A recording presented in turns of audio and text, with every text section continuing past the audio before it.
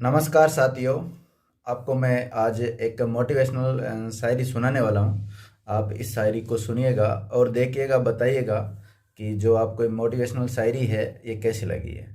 आंधियों को जिद है, क्या आंधियों को जिद है जब बिजलियाँ गिराने की, मुझे भी जिद है वहीं आसिया बसाने की। हिम्मत और हौसले बुलंद है, खड़ा हूँ अभी गिरा नहीं हूँ, खड़ा हूँ अभी गिरा नहीं हूँ।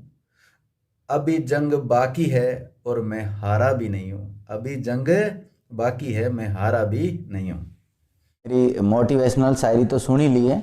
और अब जो महिला और बाल अपराध के कुछ पर्सन हैं इनके ऊपर हम चर्चा कर लेते हैं। तो अब जो पहला पर्सन है आज का वो देखिएगा आप। साथियों, पहला पर्सन है विशाखा बनाम राजस्थान सरकार प्रकरण में भारत के उच्चतम न्यायालय यानी कि सुप्रीम कोर्ट के द्वारा जारी विशाखा गाइडलाइन का संबंध किससे है। दोस्तों, मैं बता देता हूँ आपको, 14 सितंबर 2021 को सब इंस्पेक्टर का जो पेपर हुआ था उसमें ये प्रश्न पूछा गया। मैंने ये पेपर एक प्रश्न वहाँ से लिया है। तो चार विकल्प दे रखे हैं आपके सामने। बाल अपराध, बी ऑप्शन में है महिला घरेलू हिंसा को रोकना, सी में है यौन उत्पीड़न को रोकना और डी में है महिला बेगार। मतलब जो महिला बेगारी प्रथा है ये कौन सा आपका राइट जाएगा। चार विकल्प आपके सामने दे रखे हैं। देखिए दोस्तों, ये जो विशाखा गाइडलाइन जारी हुई थी ये 1997 का सुप्रीम कोर्ट का एक निर्णय था। उसी निर्णय के साथ सुप्रीम कोर्ट ने गाइडलाइन जारी की थी। ठीक है, तो जो कार्यस्थल वाला कानून पढ़ाया था मैंने आपको 2013 का, उस कानून को पढ़ाते हुए मैंने आपको जो भंवरी देवी वाली कहानी सुनाई थी। और फिर एक एनजीओ जो विशाखा एनजीओ था जो कि राजस्थान में कार्यरत है, उसने सुप्रीम कोर्ट में एक पीआईएल दायर की थी। और पीआईएल दायर की थी, उस याचिका पर ही वो फैसला दिया गया था। और उसी के साथ ही उन्होंने ये एक गाइडलाइन भी जारी की थी, इसके बारे में मैंने बताया था। तो ये यौन उत्पीड़न को रोकने से संबंधित है। इसका राइट आंसर क्या जाएगा, सी चला जाएगा। चलो नेक्स्ट देख लेते हैं दोस्तों। अगला प्रश्न है, किस अधिनियम के तहत महिलाओं के काम के घंटे निर्धारित कर उनकी सुरक्षा और कल्याण का प्रावधान किया गया।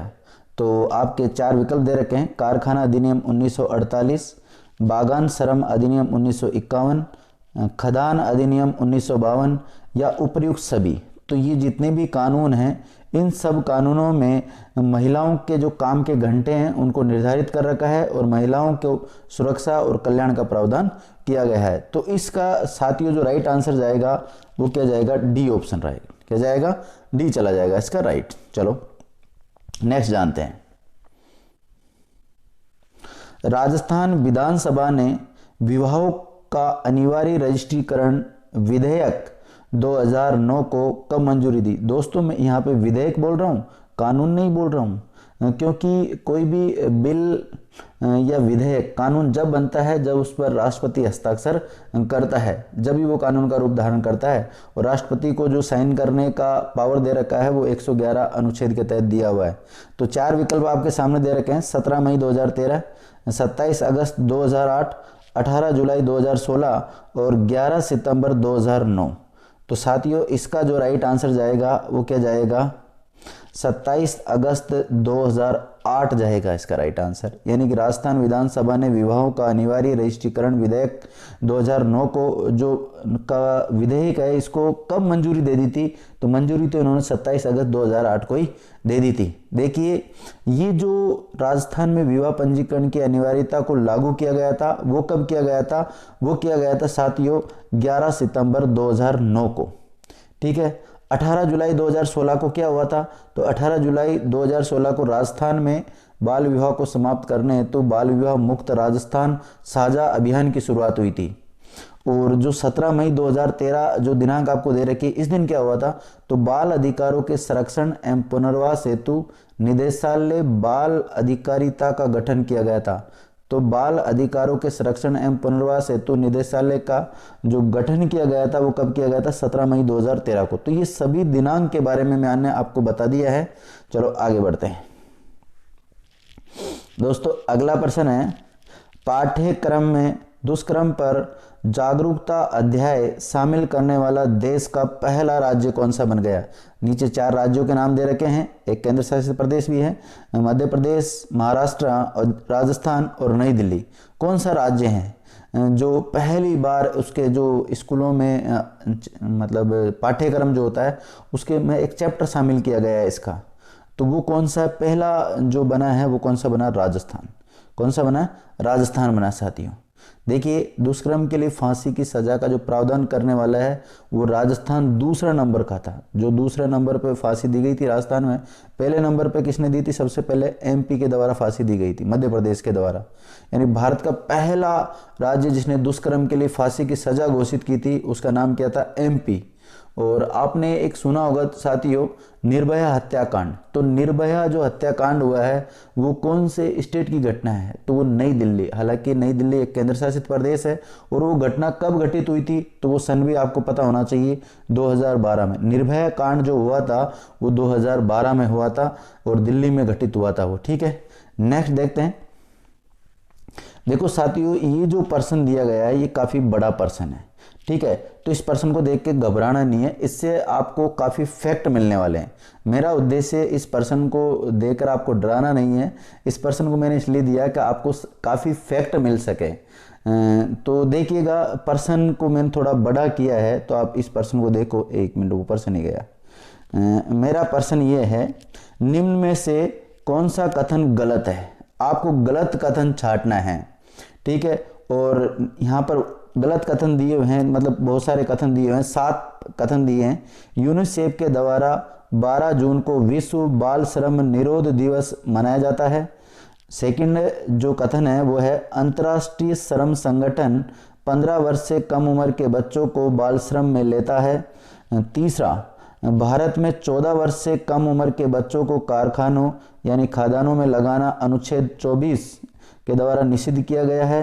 और चौथा नंबर का जो इसका कथन है वो है, अनुच्छेद 23 के तहत बेगार प्रथा को समाप्त किया गया है। 5वां है, अनुच्छेद 21 क्लोज ए के तहत 6 से 14 वर्ष तक की आयु के सभी बच्चों को निःशुल्क तथा अनिवार्य शिक्षा का प्रावधान है। 6ठा है, खान कानून के तहत सभी प्रकार के खानों में बालकों के नियोजन के प्रतिषेध किया गया है। और जो 7वां दे रखा है, भारत के राजस्थान, बिहार और यूपी में देश के 50% से अधिक बाल श्रम पाए जाते हैं। तो ये 7 जो स्टेटमेंट दे रखे हैं साथियों, इन 7 में से आपको ये बताना होगा कि कौन सा कथन गलत है। ये जो 7% मान सकते हो आप, 7 के इसमें तो 10-15% बन रहे हैं वैसे बनने को तो, लेकिन आप देख सकते हैं इसमें से कौन सा कथन गलत है। फिर नीचे 4 विकल्प दे रखे हैं साथियों, देखो कौन कौन से विकल्प दे रखे हैं। कि पहला, दूसरा, तीसरा कथन गलत है, तीसरा, चौथा, 5वां कथन गलत है, या दूसरा, तीसरा, 5वां, 6ठा गलत है, या फिर NOTA, none of the above. मतलब इनमें से कोई सा भी विकल्प सुमेलित नहीं है, जो ये भी नहीं है, ये भी नहीं है, ये भी नहीं है, मतलब इसमें जाएगा नोटा। इसने जितने भी 7 जो आपको ये कथन दे रखे हैं ये सभी के सभी सही है। तो आप अपने नोट्स भी बना सकते हैं इनको देखकर। ये जितने भी 7 फैक्ट लिखा है आप इनको लिख सकते हैं। एग्जाम में यहाँ से पर्सन बनने की संभावना रहेगी, इसलिए मैंने फैक्ट दिया आपको। तो आप डरो मत इस पर्सन को देखकर, है ना।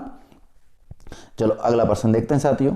अगला हमारा प्रश्न है, राष्ट्रीय बाल श्रम उन्मूलन प्राधिकरण की स्थापना कब हुई? 4 विकल्प दे रखे हैं। ए में है 10 अक्टूबर 2006, बी ऑप्शन में दे रखा है 26 सितंबर 1994, और सी ऑप्शन में दे रखा है 13 मई 2015, और डी ऑप्शन में दे रखा है 6 अगस्त 2012। तो साथियों इसका राइट आंसर जाएगा बी। क्या जाएगा? बी। 26 सितंबर 1994 को इसका स्थापना हुई थी। ठीक है, तो ये और भी दिनांक दे रखी है, इन सब दिनांक के बारे में थोड़ा थोड़ा मैं आपको बता देता हूं। तो देखो 26 सितंबर 1994 को तो क्या हुआ था, राष्ट्रीय बाल श्रम उन्मूलन प्राधिकरण की स्थापना हुई है। और जो 10 अक्टूबर 2006 की जो मैंने दिनांक दे रखी है, इस दिन क्या हुआ था, भारत सरकार के द्वारा पूरे देश में बाल श्रम को प्रतिबंधित कर दिया गया था। ठीक है, और जो 13 मई 2015 डेट दे रखी है, इसके दिन क्या हुआ था, तो बाल श्रम में संशोधन के अनुसार बाल श्रम का दोषी पाए जाने वाले नियोक्ता के लिए सजा 3 वर्ष की सजा थी। कितनी? 3 वर्ष की सजा और 50,000 रुपए जुर्माने की बात की गई है। फिर एक और दे रखी 6 अगस्त 2012 को क्या हुआ, तो राजस्थान महिला आयोग के द्वारा शिकायतों के त्वरित निपटारे हेतु 24x7 हेल्पलाइन की शुरुआत हुई थी, ध्यान रखना। और आपको पता ये भी ध्यान होना चाहिए 1 अप्रैल 2010 को देश में बालकों को निःशुल्क एवं अनिवार्य शिक्षा का अधिकार लागू हो गया, जिसको हम बोलते हैं RTE एक्ट। क्या बोलते हैं? RTE एक्ट बोलते हैं, राइट टू एजुकेशन एक्ट 2009 का है। ये कब लागू हुआ था? तो 1 अप्रैल 2010 को लागू हुआ। आपको वो दिनांक भी याद रखनी है। साथ ही में कुछ फैक्ट और बता देता हूं मैं आपको। केंद्र सरकार के द्वारा गुरुपद स्वामी समिति की अनुशंसा के आधार पर ही बाल श्रमिक प्रतिषेध एवं विनियम अधिनियम 1986 लागू हुआ था। 1986 का एक कानून बना हुआ है। तो ये कौन से की एक कमेटी थी जिसकी अनुशंसा पर इसको लागू किया गया था? तो केंद्र सरकार की एक कमेटी है, उस कमेटी का नाम है गुरुपद स्वामी कमेटी, ठीक है, उसकी सिफारिश पर। चलो अगला प्रश्न देखते हैं साथियों। अगला वही प्रश्न आएगा अपना बड़ा, पूरा एक पेज में एक ही प्रश्न है। तो इस प्रश्न को देखकर भी आपको घबराना नहीं है। 8 फैक्ट दे रखे हैं, मतलब 8 प्रश्न सीधे सीधे बन रहे हैं और फिर नीचे 4 विकल्प दे रखे हैं कि कौन सा विकल्प इसमें सही है। इसमें क्या दे रखा है? कौन सा विकल्प सही है, उसके अनुसार देखना होगा। तो सबसे पहले आप देखें प्रश्न नंबर 7। प्रश्न नंबर 7 को पढ़े, निम्नलिखित में से कौन सा कथन सही है? देखो सही को छांटना है आपको। तो पहला विकल्प दे रखा है सदर पुलिस थाना धौलपुर राजस्थान का पहला चाइल्ड फ्रेंडली पुलिस थाना है, ठीक है। सेकंड ऑप्शन दे रखा है राजस्थान में 10 जुलाई 2017 को पॉक्सो कोर्ट की अधिसूचना जारी की गई। किसकी? पॉक्सो जो कोर्ट होते हैं ना, उनकी एक अधिसूचना जारी की गई। क्या ये कथन सही है गलत है? आपको देखना है। तीसरा जो ऑप्शन दे रखा है राजस्थान सरकार के द्वारा शिक्षा का अधिकार अधिनियम यानी कि RTE एक्ट 2009 की जो धारा 12 सब क्लोज 1 की C के तहत गरीब बच्चों के लिए निजी विद्यालयों में भी 25% निःशुल्क प्रवेश दिया जाता है। चौथा जो है राजस्थान में कन्या भ्रूण हत्या को रोकने के लिए मुखबिर योजना 30 जुलाई 2012 को शुरू की गई, ठीक है। और पांचवा जो इसका है, पांचवा आप देखिएगा, पांचवा कथन है राजस्थान में राज्य सरकार के द्वारा सरकारी नौकरियों में महिलाओं को 30% आरक्षण है। छठा है राज्य में महिला एवं बाल विकास मंत्रालय की स्थापना 2006 में हुई।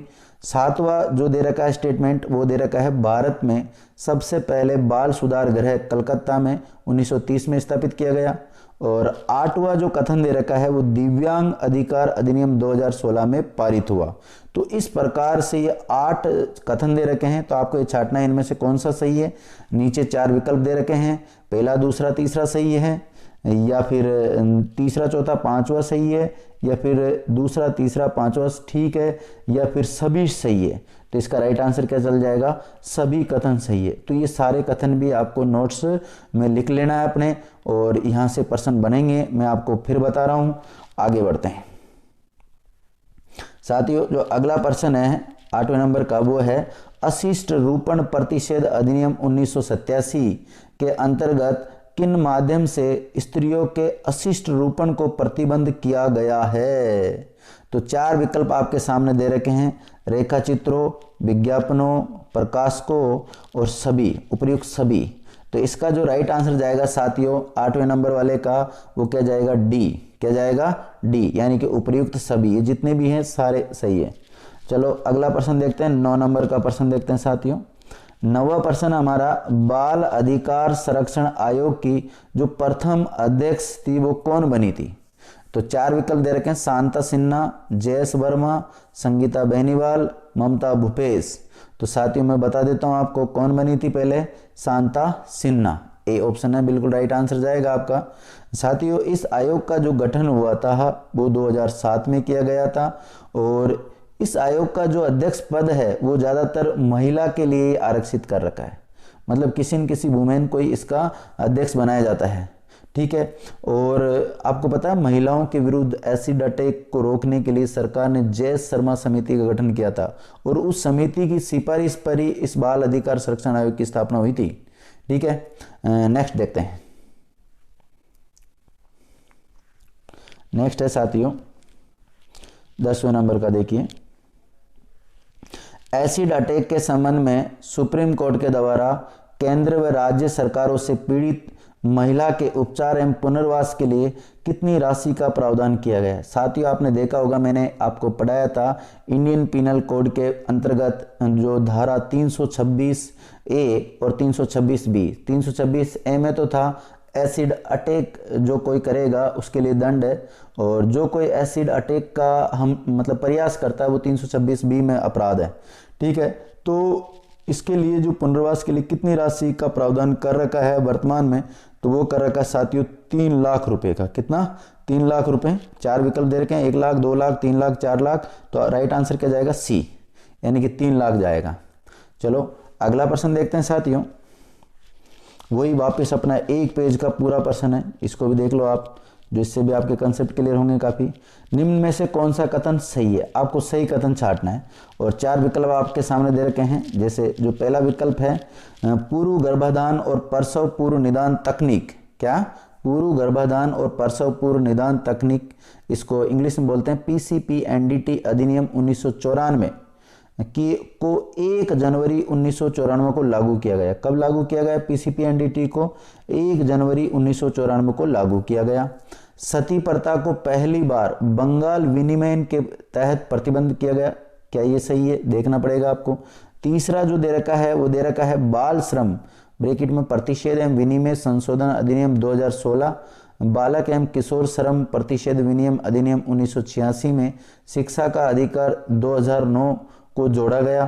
तो ये क्या, ये जो कथन दे रखा है क्या ये सही है? चौथा कथन दे रखा है, केंद्र सरकार ने 12 जून 2015 को गुमशुदा बच्चों से संबंधित सूचना व जानकारी हेतु खोया पोर्टल, क्या खोया पाया पोर्टल शुरू किया। तो केंद्र सरकार के द्वारा जो खोया पाया पोर्टल की शुरुआत हुई है 12 जून 2015 को ही। क्या ये कथन सही है? पांचवा जो दे रखा है कथन इसका, वो दे रखा है राजस्थान देश की पहली बालिका नीति जारी करने वाला प्रथम राज्य बना है। छठा दे रखा है महिला अपराधों में कमी लाने के उद्देश्य से राजस्थान पुलिस के द्वारा महिला शक्ति आत्मरक्षा केंद्रों का 1 जनवरी 2020 को शुभारंभ किया गया। तो 4 विकल्प आपके सामने दिए हुए हैं साथियों, और 4 विकल्प क्या दिए हुए हैं वो देख लीजिए। इनमें से जितने 6 जो आपके सामने कथन दिए हैं उनमें से कौन सा? ए में दे रखा है 1 2 3, बी में दे रखा 3 4 5, और सी में दे रखा 2 3 5 6, और डी में दे रखा उपयुक्त सभी। मतलब ये जितने भी कथन दिए हैं क्या सारा कथन सही है? तो बिल्कुल इसका राइट आंसर क्या जाएगा? सी। तो ये भी सादे मेरा उद्देश्य वही है फैक्ट देने का इस पर्सन को। अगला देखते हैं। देखो साथियों, भारतीय दंड संहिता 1860 का कानून है। भारतीय दंड संहिता कब का कानून है? 1860 का कानून है। इसको IPC भी बोलते हैं। कि धारा 376 के अंतर्गत किस प्रकार के अपराध होने पर दंड का प्रावधान है, और 4 विकल्प दिए हैं, भ्रूण हत्या, बाल विवाह, घरेलू हिंसा, बलात्कार। तो 376 में किसका प्रावधान है? कौन किसको दंड देने का प्रावधान है? क्या मामला होता है उसमें? तो बलात्कार से रिलेटेड है। किससे? बलात्कार। तो इसका जो राइट आंसर जाएगा साथियों वो क्या जाएगा? डी। क्या चला जाएगा? डी चला जाएगा। चलो अगला प्रश्न देखते हैं साथियों। अगला देखो, ये थोड़ा इसको सेट करना रह गया था, चलो आप पढ़ लीजिए। दंड संहिता की धारा 354 का मुख्य मुद्दा महिला से जुड़े किस अपराध को उजागर करता है? साथियों 4 विकल्प आपके सामने दे रखे हैं। पहला विकल्प दे रखा है अम्ल फेंकने या फेंकने का प्रयत्न करने के लिए दंड। अम्ल का मतलब यहाँ पर एसिड अटैक से, तेजाब हमला जिसको बोलते हैं। बी में दे रखा है लैंगिक उत्पीड़न और किसी महिला की मर्यादा को भंग करने के लिए दंड, और सी में दे रखा है दहेज उत्पीड़न के लिए दंड, और डी में है घरेलू हिंसा के लिए दंड। तो कौन सा विकल्प इसमें राइट जाएगा? इसमें राइट आंसर जाएगा बी साथियों। क्या जाएगा? बी राइट आंसर जाएगा, लैंगिक उत्पीड़न और किसी महिला की मर्यादा को भंग करने के लिए दंड। ठीक है, नेक्स्ट देखते हैं नेक्स्ट पर्सन क्या कहता है। नेक्स्ट पर्सन है साथियों, स्वयं को किसी व्यक्ति, समूह या समुदाय के विरुद्ध उन्हें किसी प्रकार की मानसिक या शारीरिक चोट पहुंचाने के लिए जानबूझकर किए गए शक्ति प्रयोग को क्या क्या कहा जाता है? व्यायाम, नफरत, हिंसा या अहिंसा। क्या कहा जाएगा साथियों उसको? हिंसा। डी मतलब सी ऑप्शन राइट है इसका। क्या जाएगा?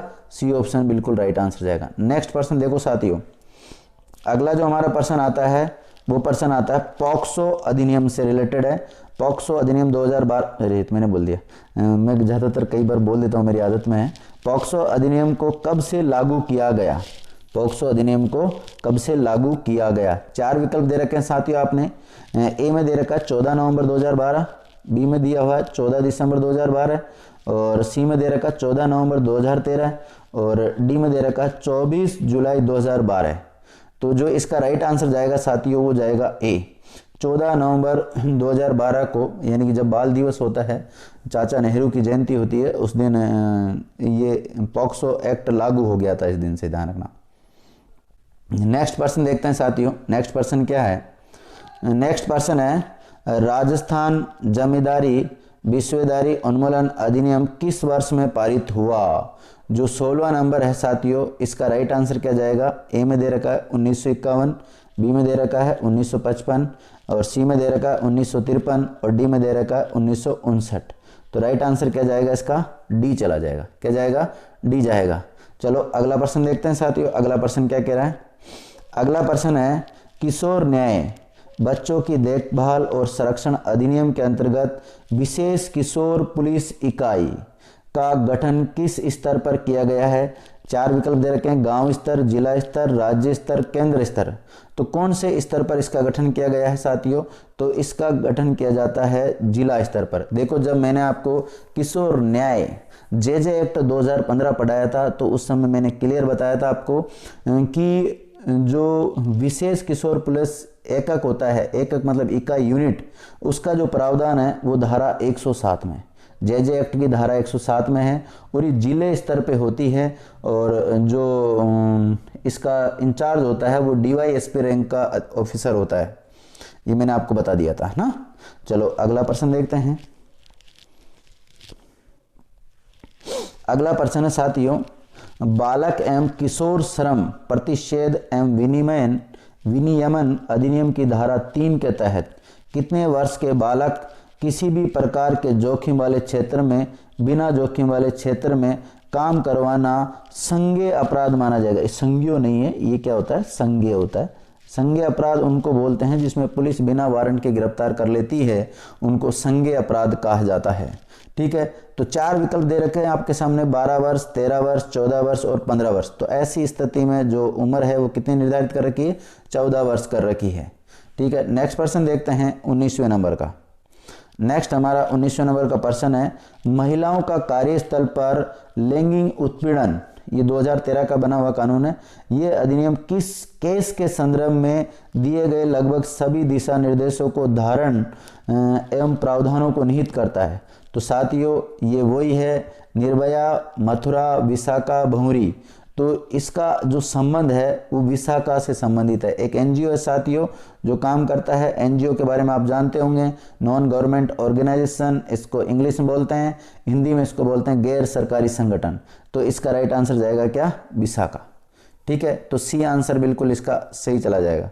अगला देखते हैं साथियों, सती प्रथा की रोकथाम के लिए सर्वप्रथम किस वर्ष बंगाल की सती विनियमन के तहत इसे प्रतिबंधित किया गया था? तो लॉर्ड विलियम बेंटिंग के समय 1829 में। ठीक है, बिल्कुल राइट आंसर चला जाएगा। अगला प्रश्न देखते हैं साथियों। अगला प्रश्न क्या है? अगला प्रश्न है, निम्नलिखित में से किस अधिनियम के अंतर्गत आरोपी के विरोध में शिकायत की कार्रवाई पुलिस स्टेशन या जिला न्यायालय या उपनिदेशक और महिला एवं बाल विकास से कर सकते हैं? कौन से वाले मतलब मामले में आप इनके समक्ष रिपोर्ट कर सकते हैं? ठीक है, तो देखो, सती रोकथाम अधिनियम, घरेलू हिंसा से महिलाओं का संरक्षण अधिनियम, स्त्री अशिष्ट रूपण प्रतिषेध अधिनियम, दहेज निषेध अधिनियम। तो इसका जो राइट आंसर जाएगा साथियों वो क्या जाएगा? बी, घरेलू हिंसा से महिलाओं का जो संरक्षण अधिनियम होता है वो इसका बिल्कुल राइट आंसर जाएगा। 2005 का जो कानून है उसमें मैंने आपको बताया भी होगा शायद। ठीक है, 22वें नंबर का प्रश्न आप देखें। 22 नंबर का प्रश्न है, मानव तस्करी रोकथाम सुरक्षा और पुनर्वास बिल किस वर्ष में अधिनियमित किया गया? तो 2018, 2001, फिर वापस 2000, इसको 19 कर लो, 2019 कर लीजिए इसको, 2019 और 1980। ठीक है, तो इसका राइट आंसर क्या जाएगा? 2018 ए, राइट आंसर जाएगा। चलो अगला प्रश्न देखते हैं साथियों। अगला प्रश्न क्या है? अगला प्रश्न है, स्त्री के साथ उसकी सहमति या असहमति के बिना डरा धमकाकर या उसके प्रियजनों की मृत्यु का भय दिखाकर उसके साथ किया गया बलात्कार जिसके कारण उस स्त्री को कोई गंभीर क्षति पहुंचती है या उसकी मृत्यु हो जाती है, तो ऐसे अपराध के लिए दंड का प्रावधान निम्नलिखित में से किस धारा में दिया गया है? देखो प्रश्न तो बहुत बड़ा है लेकिन इसका आंसर बहुत छोटा सा का है। और आप देखिए 375 धारा 376 ए, 376 बी, 376 सी। तो साथियों इसका राइट आंसर जाएगा ए। क्या जाएगा? 376 ए। मतलब अगर विकल्प के अनुसार बात करें तो बी ऑप्शन सही है, और धारा की बात करें तो 376 ए धारा का अपराध हुआ है और उसके तहत दोषी माना जाता है। चलो अगला प्रश्न देखते हैं। निम्नलिखित में से कौन सही ढंग से मेल खाता है? और 24वें नंबर का जो इस एक तरफ तो धारा दे रखी है, एक तरफ उसका प्रावधान दे रखा है। क्या प्रावधान? दो धारा 376 बी में दे रखा है, पीड़िता की मृत्यु लगातार विकृतशील दशा कारित करने के लिए दंड। बी में पीड़िता की मृत्यु या लगातार विकृतशील दशा कारित करने के लिए दंड। और धारा 376 सी में दे रखा सामूहिक बलात्कार, 376 बी में दे रखा पति द्वारा अपनी पत्नी के साथ पृथककरण के दौरान मैथुन, और 376 सी में दे रखा पति द्वारा अपनी पत्नी के साथ पृथककरण के दौरान मैथुन। तो कौन सा सही ढंग से मेल खा रहा है? दोस्तों इसमें मात्र एक ही मेल खा रहा है, 376 बी, पति के द्वारा अपनी पत्नी के साथ पृथककरण के दौरान मैथुन करने पर जो दंड का प्रावधान है वो इसमें जाना। और 376 सी में तो कोई प्राधिकारी के द्वारा अगर कोई बलात्कार किया जाता है वो है, और पीड़िता की मृत्यु लगातार विकृतशील दशा की कारित करता है तो 376 ए आना चाहिए था। उसमें तो कौन सा आना चाहिए था? ए। और पति के द्वारा अपने, ये तो हो गया। तो इसका राइट आंसर क्या जाएगा आपका? सी राइट आंसर जाएगा। इस प्रश्न का जो उत्तर जाएगा साथियों वो क्या जाएगा? सी जाएगा।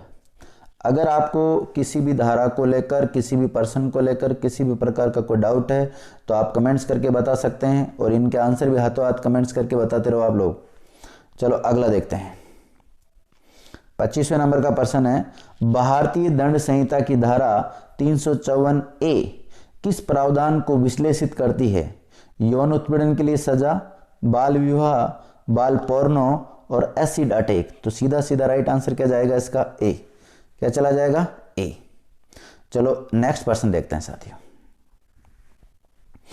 अगला प्रश्न है, जिन बच्चों को देखभाल और संरक्षण की आवश्यकता हो उन्हें सहज महसूस करवाने के लिए पुलिस अधिकारी को हमेशा किस ड्रेस में होना चाहिए?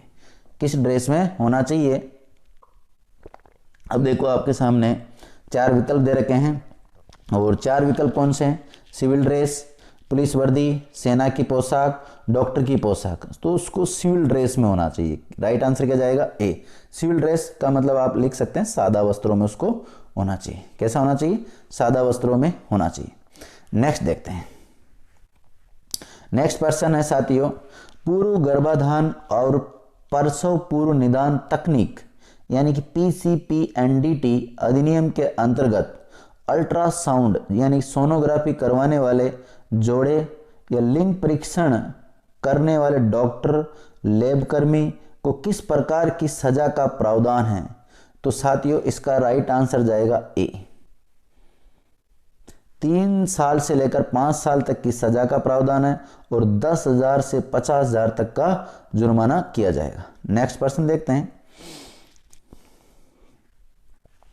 दहेज निषेध अधिकारी या दहेज प्रतिषेध अधिकारी भी बोल सकते हैं इसको, या डाउरी प्रोहिबिशन ऑफिसर आप इंग्लिश में इसको बोल सकते हैं, की नियुक्ति किस धारा के तहत ये किया जाता है? धारा दे रखी दहेज प्रतिषेध अधिनियम जो 1961 का है उसकी धाराएं दे रखी, धारा 8B, धारा 1B, धारा 7I और धारा 6B। तो इसका जो राइट आंसर जाएगा साथियों वो क्या जाएगा? धारा 8B। चलो आज का और जो अंतिम प्रश्न है साथियों वो प्रश्न ये है कि दहेज का अर्थ कौन सी धारा में बताया गया है? तो दहेज का अर्थ बताया गया है साथियों, धारा 2, धारा 4, धारा 6, धारा 8। कौन सी धारा में बताया गया है? तो राइट आंसर क्या जाएगा आपका 2, क्योंकि धारा 2 में दहेज की परिभाषा दे रखी है। जो दहेज प्रतिषेध अधिनियम 1961 बना हुआ है, डाउरी प्रोहिबिशन एक्ट 1961 का जो सेक्शन नंबर 2, उसमें ये बात दे रखी है कि दहेज क्या होता है, दहेज की डेफिनेशन दे रखी है उसमें। ठीक है साथियों, और आपको मैंने एक मोटिवेशनल शायरी तो सुनाई थी, और वो शायरी देखो मैंने लिखी भी हुई है। आप चाहो तो इसको मोटिवेशनल शायरी को देख सकते हैं। और मोटिवेशनल शायरी क्या है, बड़ी प्यारी सीख है, मैंने कोशिश की है इसको बोलने की। तो साथियों फिर बोल देता हूँ मैं इसको एक बार, और मेरी इच्छा हो रही है तो बोल देता हूँ ना। तो ये शायरी क्या है? आंधियों को जिद है जहाँ बिजलियाँ गिराने की, मुझे भी जिद है वहीं आसिया बसाने की। हिम्मत और हौसले बुलंद है, खड़ा हूँ अभी गिरा नहीं हूँ, खड़ा हूँ अभी गिरा नहीं हूँ, अभी जंग बाकी है और मैं हारा भी नहीं हूँ। ठीक है, थैंक यू मित्रों, बाय।